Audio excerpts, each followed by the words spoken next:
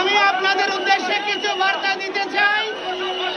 দয়া করে আপনারা একটু শান্ত থেকে আমাকে কিছু বলার জন্য সুযোগ দেবেন।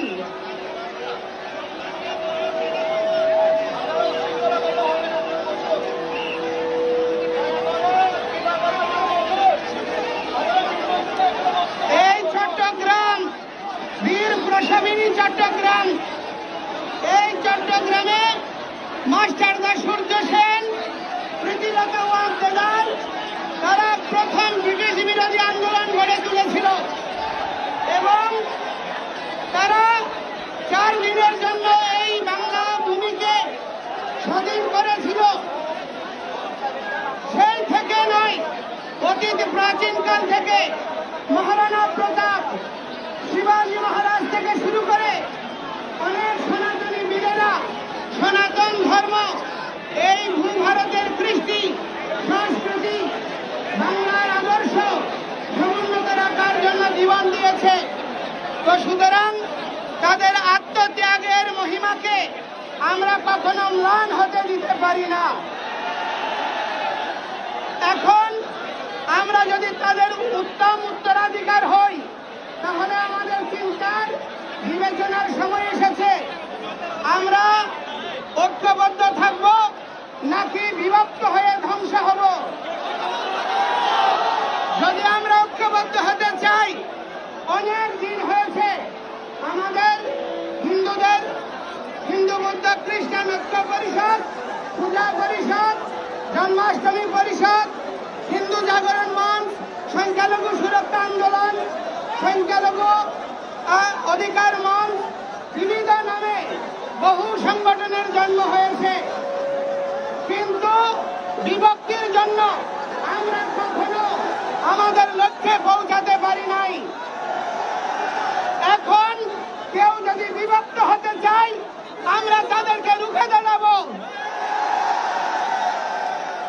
এবং আমরা অনুরোধ করব, আমরা বাংলাদেশে যা চলছে এই প্রবণতা, এই মানসিকতাকে কখনো সমর্থন করতে পারি না।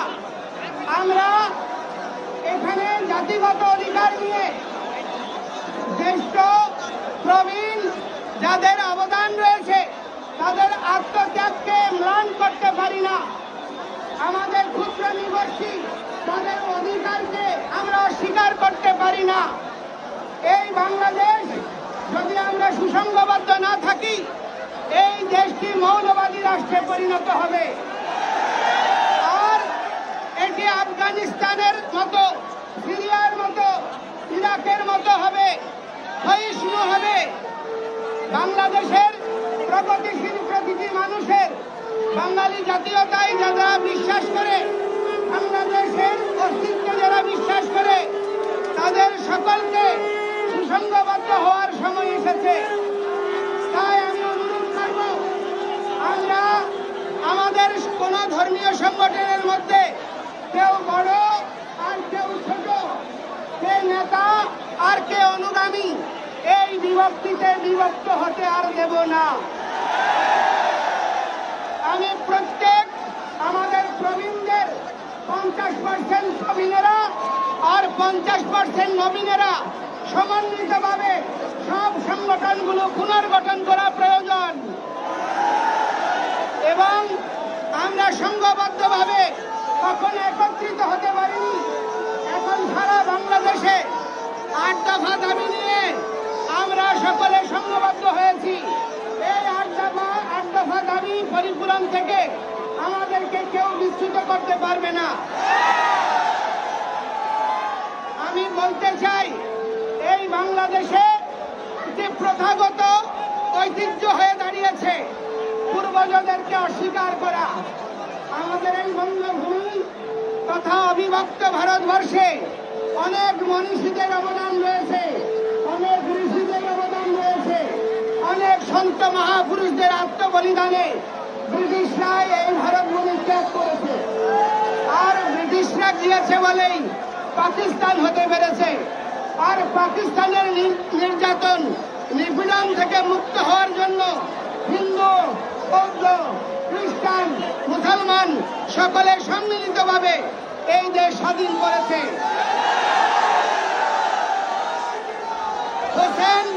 হোসেন শহীদ সোহরাওয়ার্দী, মাওলানা ভাসানী, শেরে বাংলা একে ফজলুল হক, বঙ্গবন্ধু শেখ মুজিবুর রহমান, শহীদ প্রেসিডেন্ট জিয়াউর রহমান প্রত্যেকেরই অবদান রয়েছে। কিন্তু দুর্ভাগ্যের বিষয় ৫৩ বছরেও আমরা ঐক্যবদ্ধ হতে পারিনি, একটা ইতিহাস নির্মাণ করতে পারিনি। আজকে আমাদেরকে বিভক্তি সৃষ্টি করে রেখেছে। যে সরকার ক্ষমতায় এসেছে তারা শুধু তাদের এজেন্ডা বাস্তবায়ন করেছে।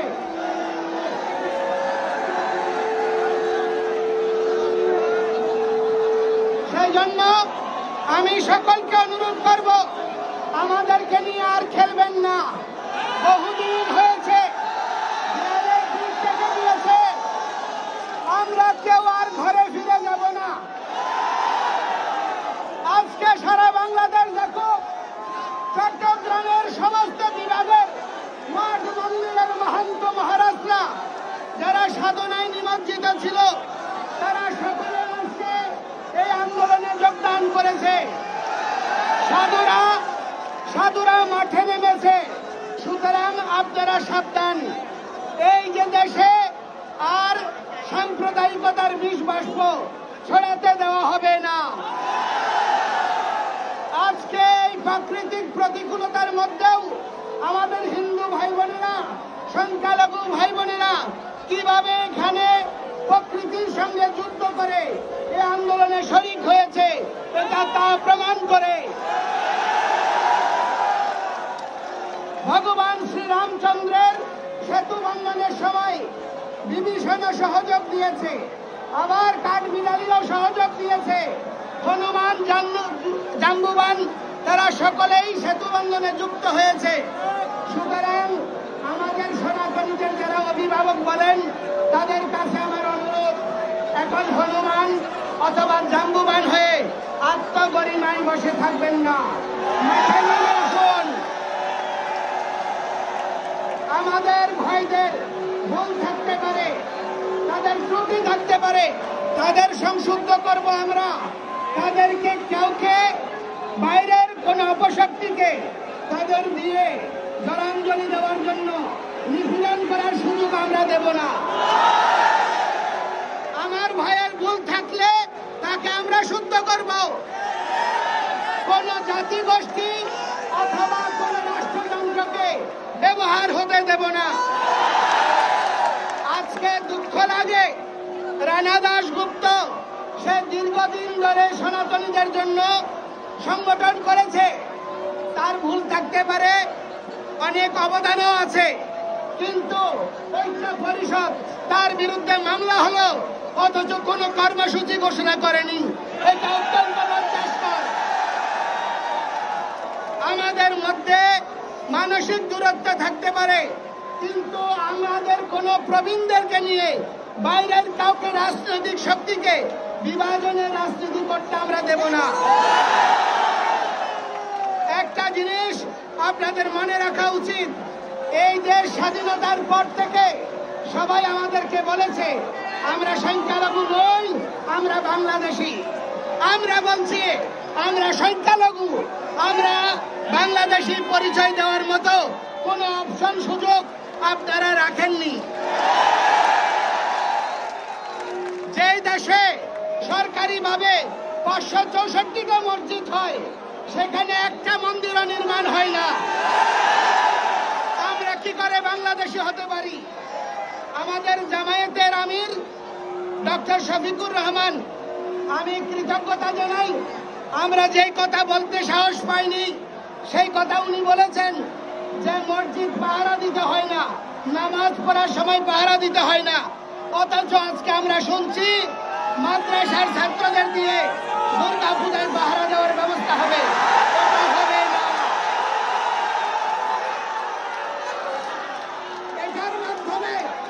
এটার মাধ্যমে মাননীয় ধর্ম উপদেষ্টা বিশ্ববাসীর কাছে বাংলাদেশের হিন্দুদের বাস্তব চিত্র তুলে ধরেছে যে এই দেশে হিন্দুরা কত বিপন্ন হলে অপরাপর ধর্ম বিশ্বাসের মানুষকে পাহারা দিয়ে তাদের অস্তিত্ব রক্ষা করতে হয়।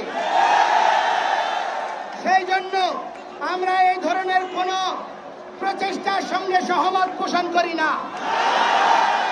আমরা যারা আমাদের এই সাম্প্রদায়িক নিপীড়নে যে সমস্ত রাজনৈতিক দল পাশে এসে দাঁড়িয়েছে, আমরা তাদেরকে কৃতজ্ঞতা জানাই, কিন্তু এটাও বলতে চাই এই ধরনের ব্যবস্থায় আমরা ওই বিড়ালের কাছে মুরগি পোষা হয়ে থাকতে চাই না।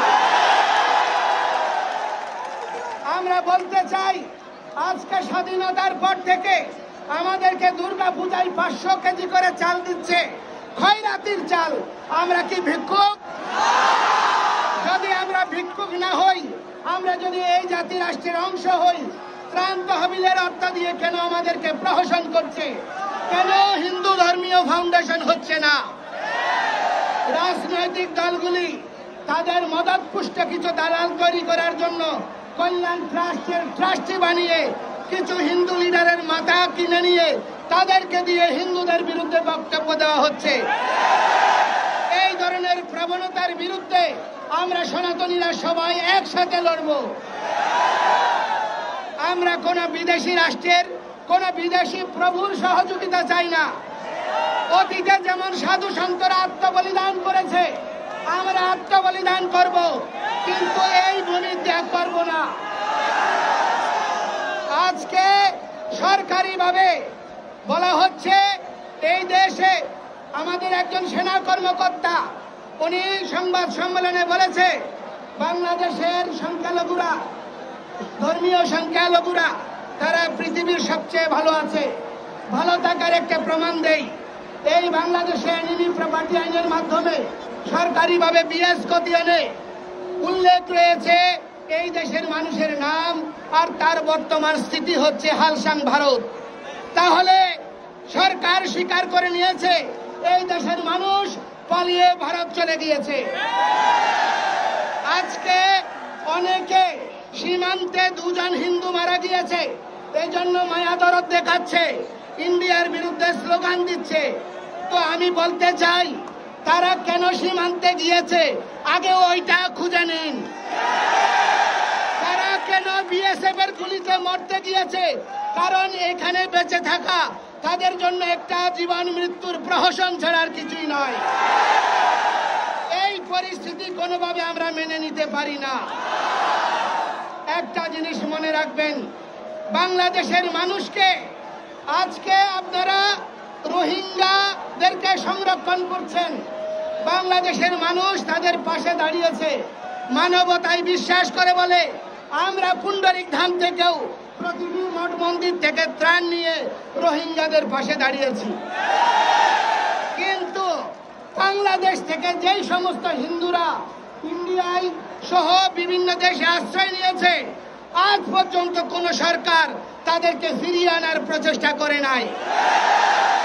এটা থেকে প্রমাণ হয় সব ভাইয়েরা এক ভাই, তারা সবাই চাই আমরা এখানে থাকি না। সেজন্য আমি বলতে চাই এই ধরনের প্রহসন বন্ধ করুন।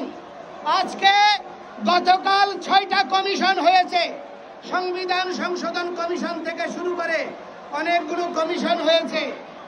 সেই কমিশনে যদি সংবিধান সংশোধন করতে হয় সেখানে অবশ্যই আমাদের সনাতনীদের সর্বগ্রহণযোগ্য প্রতিনিধি থাকতে হবে,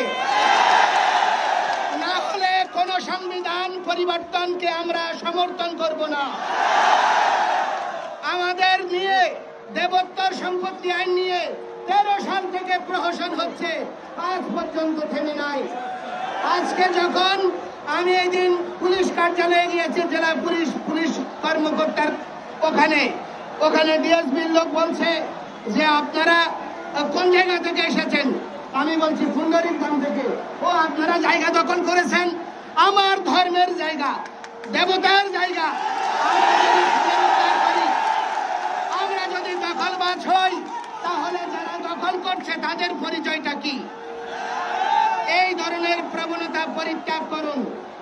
আমি এই চট্টগ্রামের কৃতি সন্তান ডক্টর মোহাম্মদ ইউনূসের কাছে অনুরোধ করব, আজকে চট্টগ্রামবাসী জেগে উঠেছে, তারা আর ঘুমিয়ে নাই। আপনি যদি এই চট্টগ্রামে শান্তি দিতে না পারেন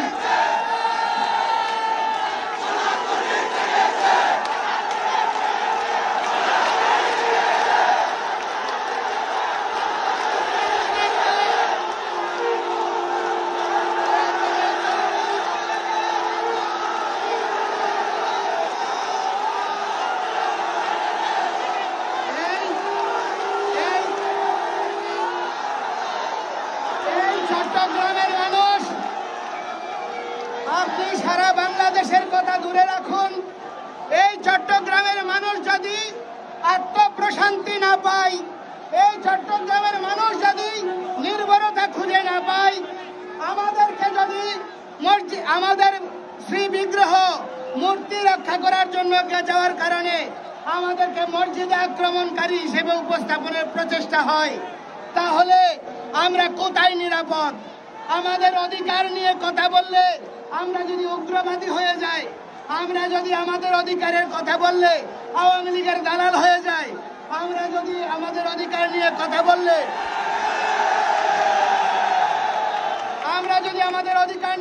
বললে ভারতের দালাল বলা হয়, তাহলে আপনার ঘরের মানুষকে যদি আপনি রক্ষা করতে না পারেন, তাহলে সারা দেশের মানুষ কিভাবে নিরাপদ হবে?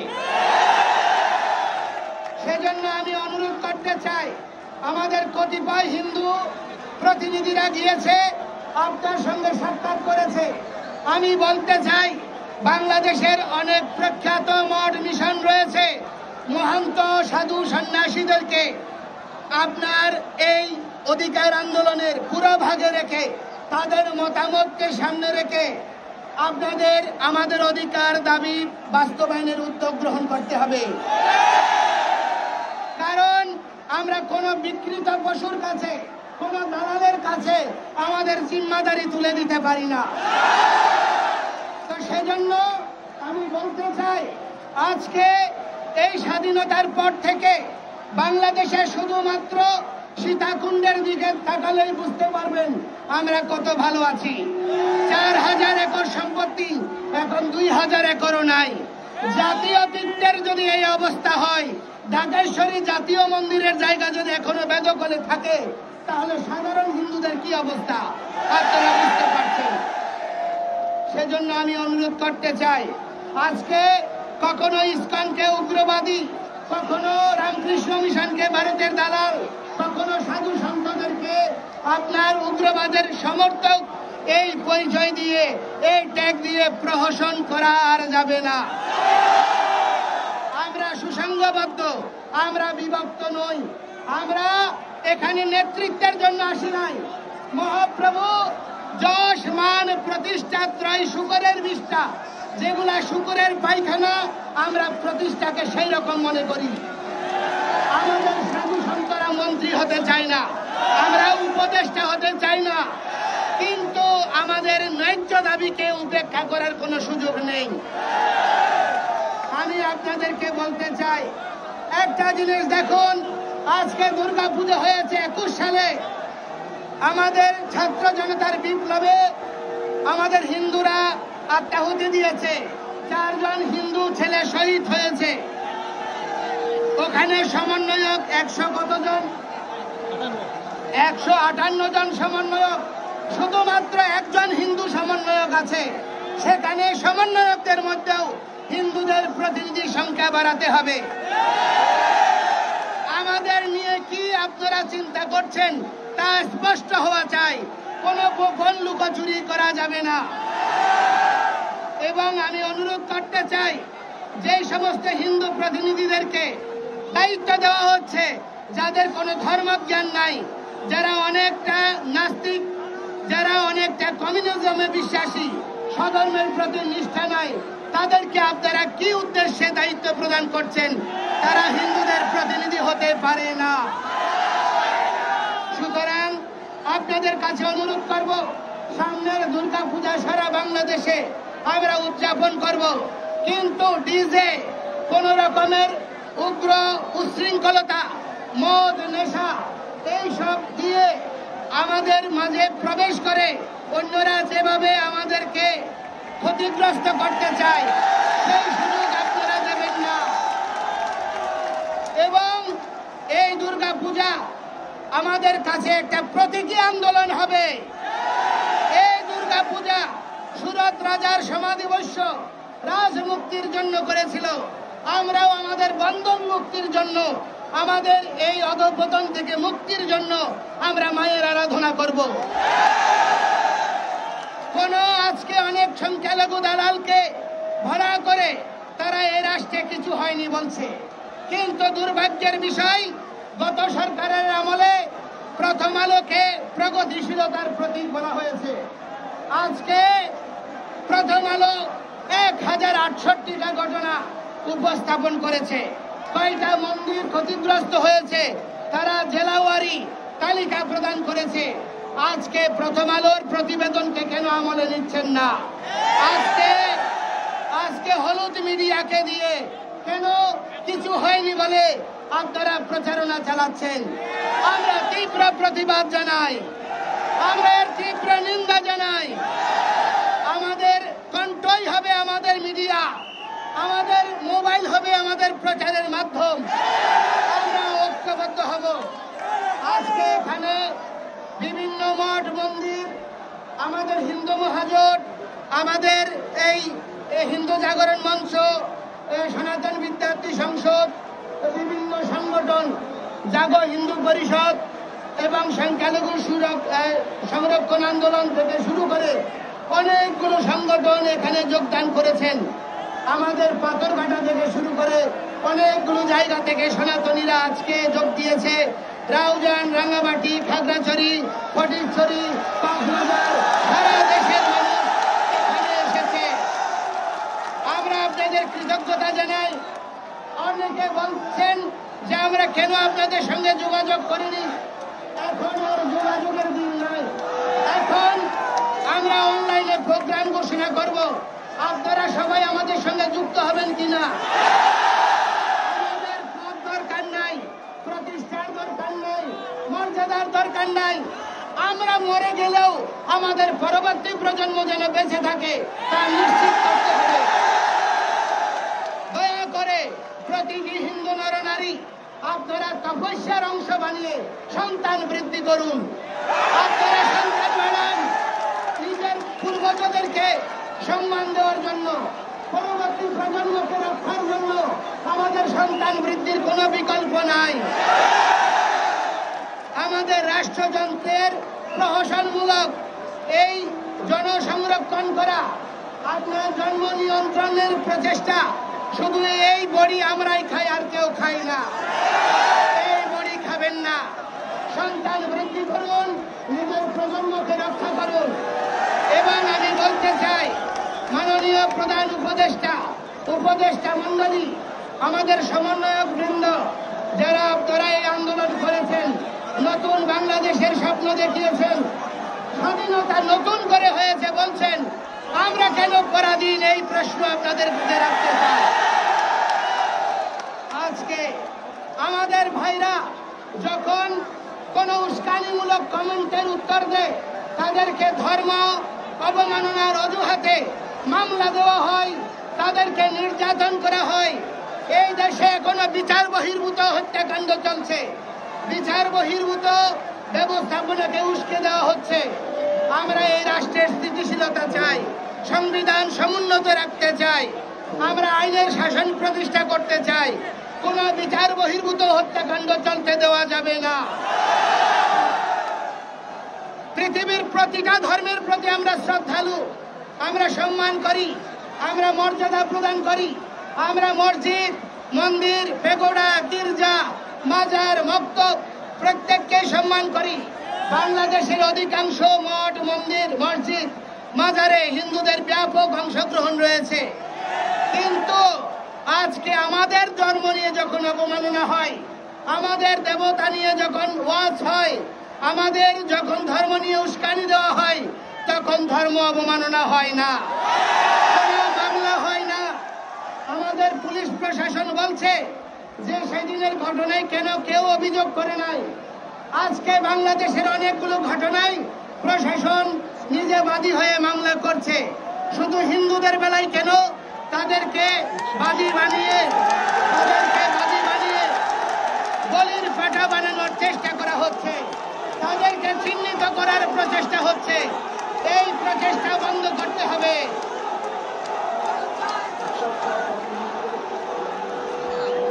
এবং উৎসব, যে খুলনার উৎসব মন্ডল সহ বিভিন্ন যে জায়গায় এইরকম অতীতে আইসিটি অ্যাক্টে এবং ধর্ম অবমাননার অজুহাতে যাদেরকে অ্যারেস্ট করা হয়েছে, যাদেরকে নির্যাতন হয়েছে, বিচার বিভাগীয় তদন্তের দ্বারা তাদের বিচার করতে হবে।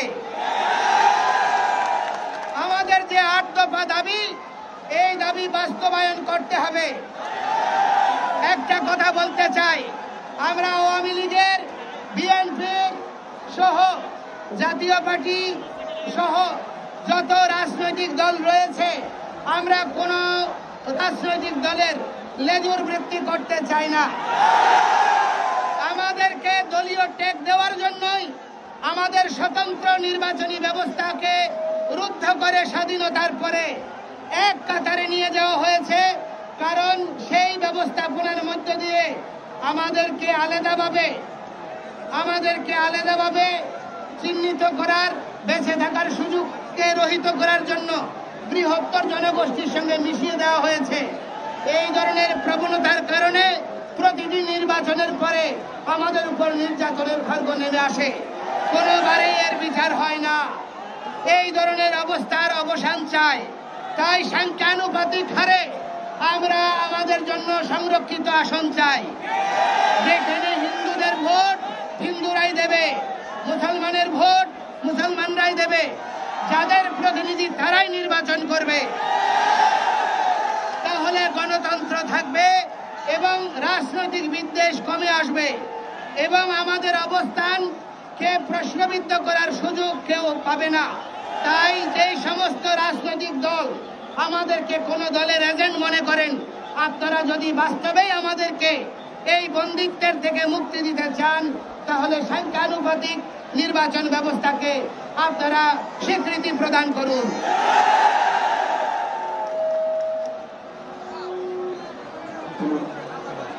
আমরা আজকে 21 সালে হিন্দুদের মঠ মন্দিরে হামলা হয়েছে, মন্দিরে আক্রমণ হয়েছে, আমরা তখন আন্দোলন করেছিলাম। সমস্ত রাজনৈতিক দল চট্টগ্রামের নন্দনকাননে এসে আমাদের সঙ্গে সংহতি জানিয়েছিল, সরকারি দল, বিরোধী দল সবাই। এই ঘটনাকে পুঁজি করে কিছু কিছু হিন্দু দালাল আমাদেরকে অন্যরকম রং দিতে চায়। আমি বলতে চাই যে সেই ঘটনায় আমরা শান্ত হইনি। সারা পৃথিবীতে আমাদের এই অধিকারের জন্য আমরা কথা বলেছি, বাংলাদেশের বিচার ব্যবস্থাকে সমুন্নত রাখার জন্য আন্দোলন করেছি। আজকে 21 সাল থেকে এই 24 সাল আসলো, নতুন সরকার দায়িত্ব নিল, কই 21 সালের ঘটনার জন্য কোনো কমিশন তো হয়নি। তাহলে আমরা কি বুঝবো? আপনারা সকলে মাসতো ভাই, আপনারা সকলে পরস্পরের মাসতো ভাই, এবং এই জন্য আপনারা একজন আরেকজনকে রক্ষা করতে চান। যদি আপনারা রাজনৈতিক দেশের কথা বলেন, পরস্পরের বিরুদ্ধে কথা বলেন, তাহলে অবশ্যই আপনাদের 21 সালের ঘটনা নিয়ে কমিশন করুন, বিচারের ব্যবস্থা করুন। এবং চায়না আর জাপান বাংলাদেশের বড় ধরনের অর্থনৈতিক উন্নয়ন সহযোগী, তাদেরকে খুশি করার জন্য রামুতে যখন মন্দির ভেঙেছে তার 3 গুণ বরাদ্দ দিয়ে সেই মঠ মন্দির পুনর্নির্মাণ হয়েছে। কিন্তু 21 সাল থেকে 12 সালে চট্টগ্রামে, 21 সালে সারা দেশে এবং বিভিন্ন সময় যে সাম্প্রদায়িক নির্যাতন হয়েছে, আজ পর্যন্ত কোন মন্দির রাষ্ট্রীয় উদ্যোগে পুনর্নির্মাণ হয় নাই। এবং একটা জিনিস মনে রাখবেন, আমাদের দেশের ব্যবস্থাপনা কিরকম। দুর্গা পূজার সুনির্দিষ্ট তারিখ রাষ্ট্রযন্ত্র জানে, রথযাত্রা তিথি আগেই জানে, কিন্তু এর মধ্যে পরীক্ষা দিয়ে হিন্দু ছাত্র ছাত্রীদেরকে ধর্মীয় অংশগ্রহণে বাধা প্রদানের প্রচেষ্টা অব্যাহত রয়েছে। চট্টগ্রাম শিক্ষা বোর্ডে প্রজ্ঞাপন জারি হয়েছে, কোন হিন্দুর নামের সঙ্গে শ্রী লেখা যাবে না। আমি অনুরোধ করব, আজকে থেকে প্রত্যেকের নামের আগে শ্রীযুক্ত করুন, প্রত্যেকের নামের আগে শ্রীযুক্ত করুন। আমরা বহুদিন নীরবতা পালন করেছি, আর নয়, আমরা এই আন্দোলন অব্যাহত থাকবে। আমরা আগামী দুর্গা পূজা ছুটি এবং সারা দেশে নির্যাতনের যে পরিসংখ্যান দিয়েছে, এই পরিসংখ্যানের বাইরে জেলা প্রশাসকদের মাধ্যমে দ্রুততম সময়ে হিন্দু প্রতিনিধিদেরকে সম্পৃক্ত করে সারা দেশের ক্ষয়ক্ষতি নিরূপণ করে দুর্গাপূজার আগে ক্ষতিপূরণের প্রজ্ঞাপন ঘোষণা করতে হবে এবং দুর্গাপূজার ছুটি নিশ্চিত করতে হবে। আমরা আগামী 15 দিন দেখব। এই 15 দিনের মধ্যে আমরা উপজেলায় উপজেলায় আন্তঃসমন্বয় সভা সাধন করব। এই 15 দিনের মধ্যে আমি আমাদের এই ছাত্র জনতার আন্দোলনের নায়ক আমাদের সমন্বয়ক বৃন্দকে অনুরোধ করব, আপনারা আমাদেরকে নিয়ে বসুন, কিভাবে প্রজ্ঞাপন হবে তা নিশ্চিত করুন। যদি তা না হয় গণ অনশন থেকে অবস্থান কর্মসূচি থেকে আমরা পর্যায়ক্রমিক আন্দোলন অব্যাহত রাখবো। আমরা আর ঘরে ফিরে যাব না। আমাদের 8 দফা দাবি, আমাদের 8 দফা দাবি সংখ্যালঘু নির্যাতনের বিচারের জন্য দ্রুত বিচার ট্রাইব্যুনাল গঠন করে দোষীদের দ্রুততম সময়ে উপযুক্ত শাস্তি প্রদান, ক্ষতিগ্রস্তদের যথোপযুক্ত ক্ষতিপূরণ প্রদান ও পুনর্বাসনের ব্যবস্থা গ্রহণ করতে হবে। আমাদের 2 নম্বর দাবি, অনতি বিলম্বে সংখ্যালঘু সুরক্ষা আইন প্রণয়ন করতে হবে। বাংলাদেশের যারা পাকিস্তানকে ভালোবাসেন, যারা এখানে হিন্দুদের অবস্থান পছন্দ করেন না, আমি তাদেরকে বলতে চাই, রে ভাই, আপনার পাকিস্তানেও তো সংখ্যালঘু মন্ত্রণালয় রয়েছে। পাকিস্তানে সনাতনীদের জন্য, সংখ্যালঘুদের জন্য সংরক্ষিত আসন রয়েছে। তাহলে বাংলাদেশ কি এগিয়ে গেলেন না পিছিয়ে গেলেন, বিচার করুন। আমি বলতে চাই, 3 নম্বর, সংখ্যালঘু বিষয়ক মন্ত্রণালয় গঠন করতে হবে এবং হিন্দুদের জন্য সংখ্যানুপাতিক হারে নির্বাচনের জন্য সংসদীয় আসন বরাদ্দ করতে হবে। হিন্দু ধর্মীয় কল্যাণ ট্রাস্টকে ফাউন্ডেশনে উন্নীত করতে হবে। পাশাপাশি বৌদ্ধ ও খ্রিস্টানদের জন্য তাদের কল্যাণ ট্রাস্টকে ফাউন্ডেশনে রূপদান করতে হবে। দেবত্ব সম্পত্তি পুনরুদ্ধার ও সংরক্ষণ আইন বাস্তবায়ন করতে হবে। তবে সাবধান, সেখানে কোনো ব্যবস্থাপনা আইন চলবে না। কোন বাইরের কেউ মঠ মন্দিরে নিয়ন্ত্রণ নেওয়ার প্রচেষ্টাকে আমরা মেনে নেব না। যেই খসড়াটা হয়েছে, যেটা আইন মন্ত্রণালয়ে ভেটিং হয়ে আছে, সেখানে গুরুবাদী প্রতিষ্ঠানগুলোকে আলাদা রেখে আমাদের মঠ মন্দিরগুলোকে এই ব্যবস্থাপনায় আনয়ন করা হয়েছে। আমাদের হিন্দুদের মধ্যে বিভাজন সৃষ্টির প্রচেষ্টা হচ্ছে, এটাকে আমরা মেনে নেব না। এবং আমাদের প্রতিটি শিক্ষা প্রতিষ্ঠানে আমাদের জন্য প্রার্থনালয় এবং শিক্ষা আমাদের মন্দির প্রতিষ্ঠা করতে হবে। সংস্কৃত পালি শিক্ষা বোর্ডকে আধুনিকায়ন করে সেই শিক্ষা বোর্ডের অধীনস্থ যত ছাত্ররা রয়েছে ধর্মীয় শিক্ষক হিসেবে এবং তাদের গবেষণার জন্য আপনার অংশগ্রহণ, চাকরি নিশ্চিতকরণের ব্যবস্থা করতে হবে। যেই সমস্ত সনাতন ধর্মের বিভিন্ন ইতিহাস এবং দর্শনকে বিকৃত করে শিক্ষাক্রমের সঙ্গে যুক্ত করা হয়েছে, তা অবশ্যই অনতিবিলম্বে প্রত্যাহার করতে হবে। শারদীয় দুর্গাপূজায় 5 দিনের ছুটি নিশ্চিত করতে হবে।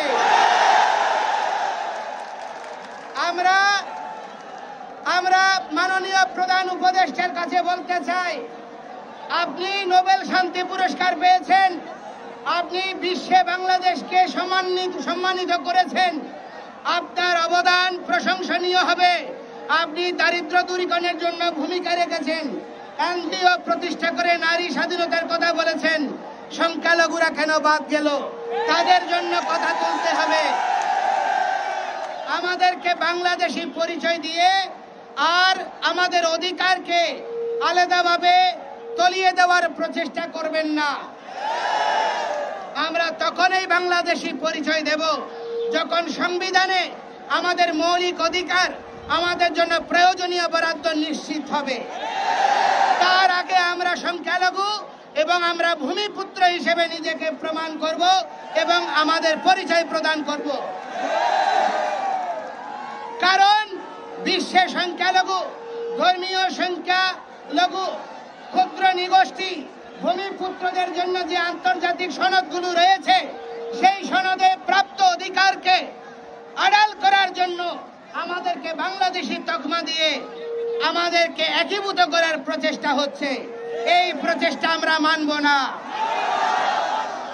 আমাদের অধিকার প্রতিষ্ঠা করতে হবে এবং এই লক্ষ্যে আমি আজকে থেকে অনুরোধ করব, আমাদের যত মঠ মিশনের মহান্তরা রয়েছে, ঐক্য পরিষদ, পূজা পরিষদ, জন্মাষ্টমী পরিষদ, আইনজীবী ফোরাম, বিভিন্ন শ্রেণী পেশার যত বুদ্ধিজীবীরা আছেন, আসুন আমরা ছাত্র আন্দোলনের পদাঙ্ক অনুসরণ করে আমরা সমন্বয়ক প্যানেল গঠন করি এবং যেই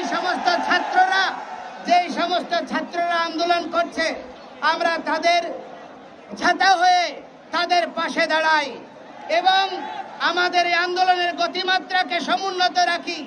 তাহলে আপনিও সম্মানিত হবেন, আমরাও রক্ষা পাব। না হলে ভবিষ্যতে আপনারা নির্যাতন হিসেবে প্রমাণিত হয়ে সমাজের কাছে উপেক্ষিত হবেন। সেজন্য দয়া করে আমাদের এই আন্দোলন, আমি আবার বলছি, আমরা নেতা হওয়ার জন্য নয়।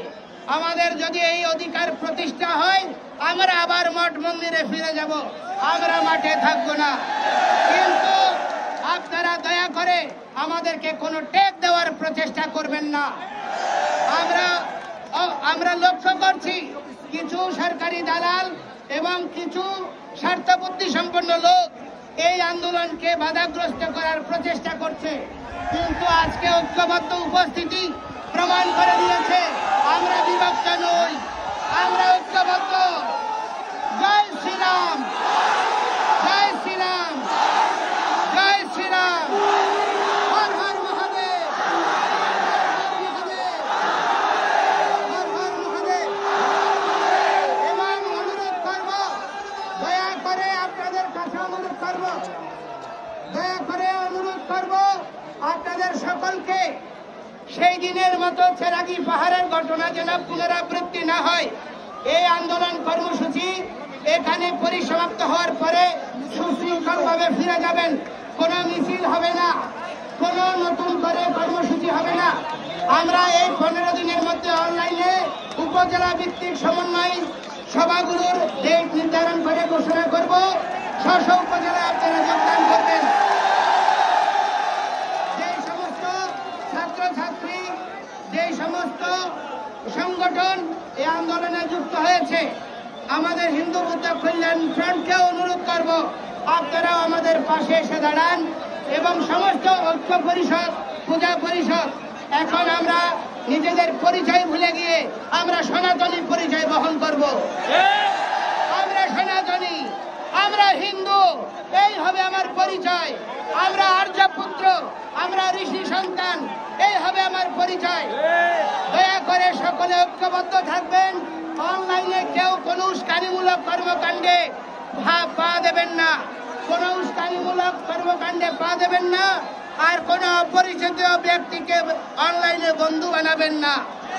দয়া করে আপনাদেরকে অনুরোধ করব আপনারা ঐক্যবদ্ধভাবে আমাদেরকে সহযোগিতা করুন। আমাদের সঙ্গে আপনারা থাকবেন কিনা? আপনারা আমাদের কর্মকাণ্ডে যুক্ত থাকবেন কিনা?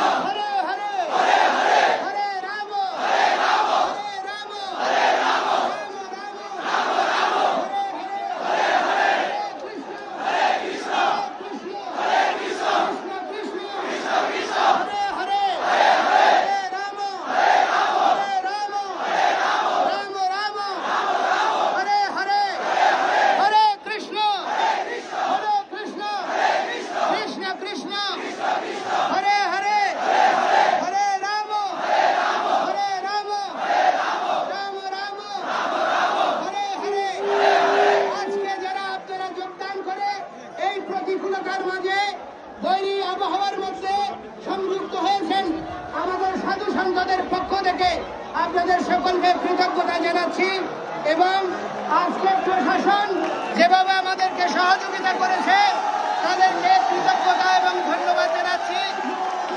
যে সমস্ত রাজনৈতিক দল আমাদের এই কর্মকাণ্ডে সহযোগিতা দিয়েছেন, আপনারা আমাদেরকে নিরবচ্ছিন্ন একটা সুন্দর পরিবেশ এবং আমাদের অধিকার বক্তব্য জানানোর জন্য আপনারা সহযোগ দিয়েছেন। যে সমস্ত মুসলিম ভাইরা তারা আমাদের এই কার্যক্রমকে বাধাগ্রস্ত না করে সহযোগ দিয়েছেন, সবাইকে ধন্যবাদ জানাচ্ছি, প্রশাসনকে ধন্যবাদ জানাচ্ছি, কৃতজ্ঞতা জানাচ্ছি এবং আজকের সভা সমাপ্ত ঘোষণা করছি।